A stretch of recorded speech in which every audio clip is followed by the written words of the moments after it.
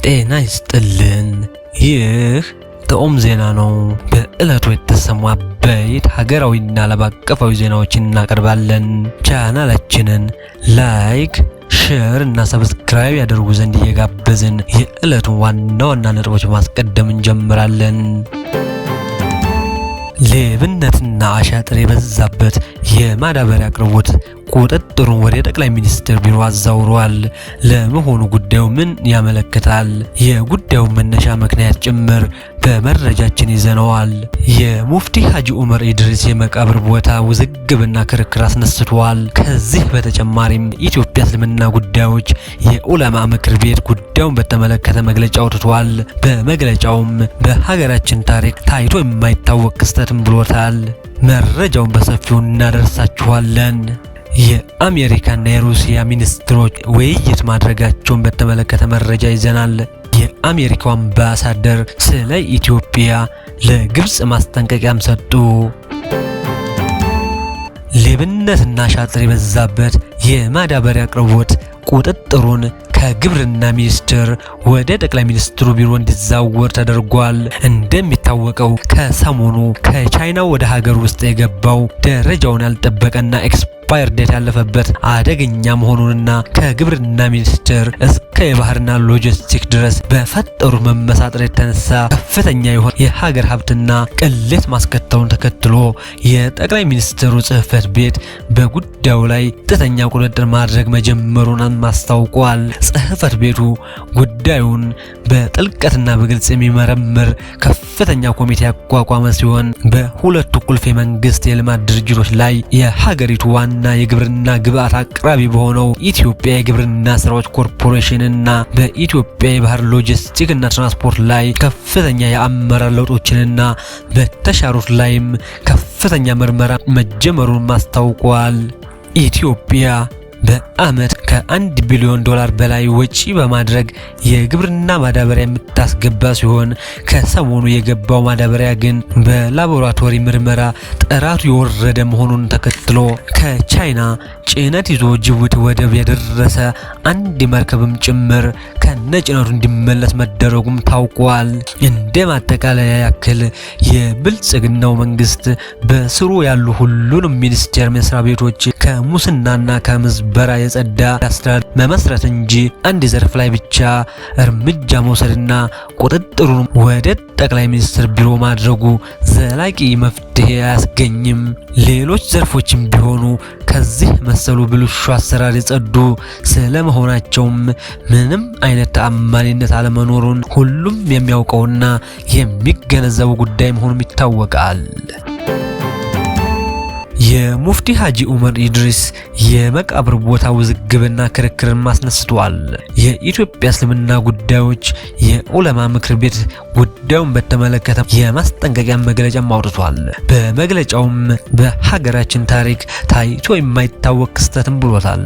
የቀድሞው የኢትዮጵያ እስልምና ጉዳዮች ፕሬዝዳንት የነበሩት ሙፍቲ ሀጂ ዑመር ኢድሪስ ባጋጠማቸው ድንገተኛ ህመም ምክንያት በሕክምና ሲረዱ ቆይተው በጥቅምት 9 2018 በ94 ዓመታቸው ከዚህ ዓለም በሞት ተለይተዋል። ሙፍቲ በ1967 የኢትዮጵያ እስልምና ጉዳዮች ጠቅላይ ምክር ቤት ሲመሰረት የምክር ቤቱ አባልና የዑለማ ሊቀመንበር በመሆንም አገልግለዋል።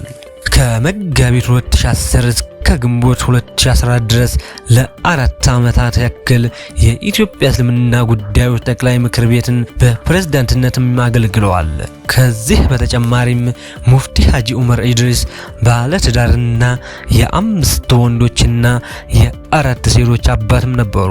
የህልፈተ ዜናቸው መሰማቱን ተከትሎ በዛሬው ዕለት ፒያሳ በሚገኘው በኑር መስጊድ ከቀኑ 6 ሰዓት ከተሰገደባቸው በኋላ ልዩ የሽኝት ፕሮግራም በሚሊኒየም አዳራሽ ከተከናወነ በኋላም በመጨረሻም በኑዛዜያቸው መሰረት ኃይሌ ጋርመንት በሚገኘው መኖሪያ ቤታቸው ውስጥ የቀብር ስነ ስርዓታቸውም ተፈጽሟል።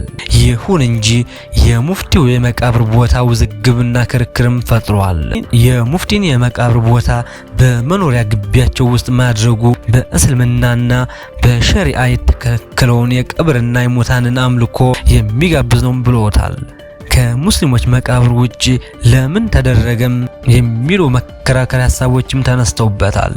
ከዚሁ ጋር በተያያዘም የኢትዮጵያ እስልምና ጉዳዮች ዑለማ ምክር ቤት የሙፍቲን የመቃብር ቦታ ከቤተሰቦቻቸውና ከአንዳንድ የመንግስት ባለስልጣናት ጋር በመነጋገርና በመወያየት የመቃብር ቦታውን ለማስቀየርና በሙስሊሞች መቃብር ለማስደረግ ያደረገውም ጥረት አለመሳካቱን የሚከተለው ማስጠንቀቂያና መግለጫ አውጥቷል።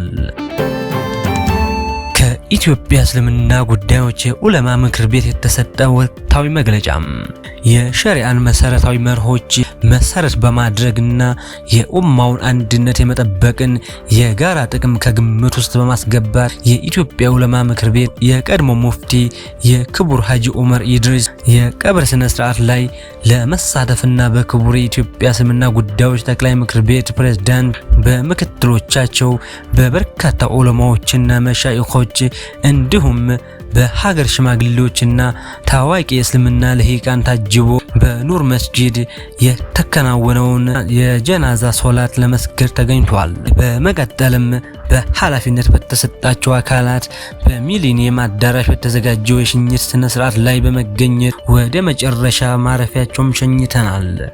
በዚሁ አጋጣሚ ልናጤነው የሚገባው ነገር ቢኖር በኑዛዜያቸው መሰረት ከሙስሊሞች መቃብር ውጭ በቤታቸው አጠገብ እንዲቀበሩ የተወሰነው ውሳኔ በሀገራችን ታሪክ ታይቶ የማይታወቅ ክስተት መሆኑ ነው።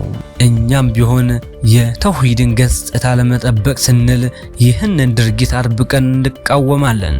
ድርጊቱ ለቀጣይ ትውልዶች ከጊዜ በኋላ በፈጣሪ ላይ ለማጋራትና ወደ ቀብር አምልኮ የሚያመራ ሰበብና መንገድ እንዳይሆን እንሰጋለን። የዑለማ ምክር ቤቱ ይህ ውሳኔ ሲወሰንና ተግባራዊ ሲደረግ ምንም አይነት ቅድመ መረጃ እንዳልነበረው ሊታወቅ ይገባል።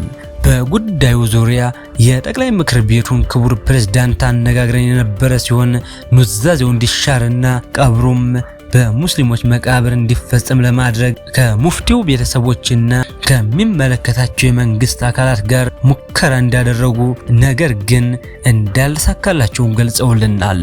በመሆኑም ምክር ቤቱም ከሸሪዓ መንፈስ ጋር የሚጋጩ እንዲህ አይነት ተግባራትን በብርቱ የሚቃወምና የሚያወግዝ መሆኑን ይገልጻል።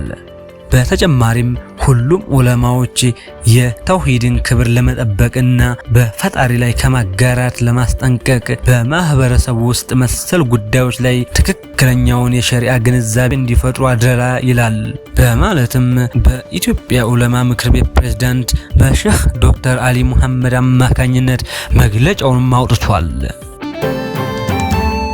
የአሜሪካና የሩሲያ ሚኒስትሮች ውይይት ማድረጋቸውም ተሰማ። የሩሲያ የውጭ ጉዳይ ሚኒስትር ሰርጌይ ላቭሮቭ እና የአሜሪካ አቻቸው ማርኮ ሩቢዮ በስልክ መወያየታቸውን የሩሲያ ውጭ ጉዳይ ሚኒስትርም ገለጸ። በፑቲንና ትራምፕ መካከል በድርድር የተደረሱ ስምምነቶችን ለመተግበር በሚያስችሉ ተጨባጭ እርምጃዎች ዙሪያ መወያየታቸውንም ሚኒስቴር መስሪያ ቤቱም አስታውቋል። ከሰሞኑ እንደሚታወቀው የአሜሪካው ፕሬዝዳንት ዶናልድ ትራምፕ ሁለቱን የምስራቅ አውሮፓ ሀገሮች ከሩሲያው ፕሬዝዳንት ቭላዲሚር ፑቲንና ከዩክሬኑ ፕሬዝዳንት ቮሎዶሚር ዜሌንስኪ ጋር በስልክ መወያየታቸውም ገልጸዋል። በዚሁም መሰረት ትራምፕና ፑቲን በሃንጋሪዋ ዋና ከተማ ቡዳፔስት ተገናኝተው ለመወያየትም ማቀዳቸው መናገራቸውም ይታወቃል። የአሜሪካው አምባሳደር ስለ ኢትዮጵያ ለግብጽ ማስጠንቀቂያም ሰጡ። የአሜሪካው ዲፕሎማት አምባሳደር ቲቦር ናጂ በቀድሞው የትዊተር ወይም በኤክስ ገጻቸው ላይ በአባይ ግድብ ጉዳይ ላይ ለግብጽ መልእክት ያስተላለፉ ሲሆን ግብጽ የፖለቲካ ድራማውን በመተው ከኢትዮጵያ ጋር በአባይ ወንዝ በተገነባው የታላቁ የኢትዮጵያ ህዳሴ ግድብ ዙሪያ ከኢትዮጵያ ጋር ሙያዊ በሆነ መንገድ የቴክኒክ ድርድር እንድታደርግ ነው። በግል ልምድ እንደተረዳሁት ኢትዮጵያውያን ፍርሃት የሌለባቸው በተገፉ ቁጥርም የበለጠ የሚጀግሩ ናቸው። የዛሬን ተጨባጭ እውነታ ተቀብሎ ወደ ድርድር ለመግባት ጊዜው አሁን ነው ሲሉ መልእክትም አስተላልፈዋል።